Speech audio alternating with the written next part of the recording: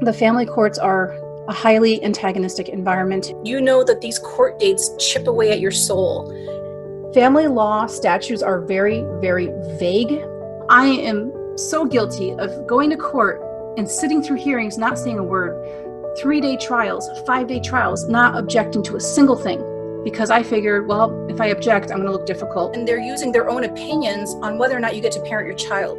That is what family court is. Family court is a court of opinion where someone literally gets to opine whether or not you spend time with your child. Jumping through hoops, doing things like taking psyche evals. What happens when the parents decline the evaluation? Or what happens when the parent declines a GAL? I have still yet to come across any of that language in any statutes in any of the 50 states. It's really disturbing. How many of you get no sleep the night before court? How many of you spend 4 or 5 days before your court date cramming and preparing your evidence and preparing your questions and your testimonies and your notes and your files? As parents, that's all we're doing. We're not taking care of our health. We're not taking care of our sanctuary.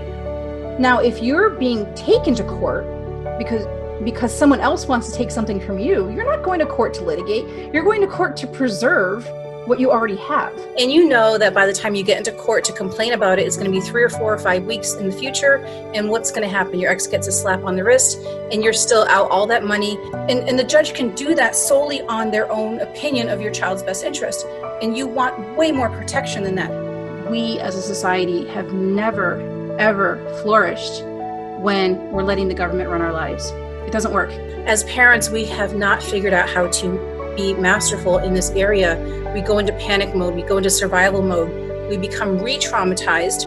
We as parents have the power to work with a narcissist without government help and without having to hire people to help work with this person. Even though it is hellish, you are a better parent than any therapist with a PhD. You are the smartest person in the world when it comes to your child, as long as you're a fit parent. There's nothing more magnetic to a child's growth than a healthy parent. And so we have to stay ahead of this, okay? We have to stay ahead of this wrecking ball. I want you to learn how to be masterful in taking care of yourself, your mental health, your physical health, your spiritual health, and your emotional health. When you're in court, you have a chance to be extremely powerful. Every time you go to court, you have an opportunity to lay grassroots for the next generation to fix things.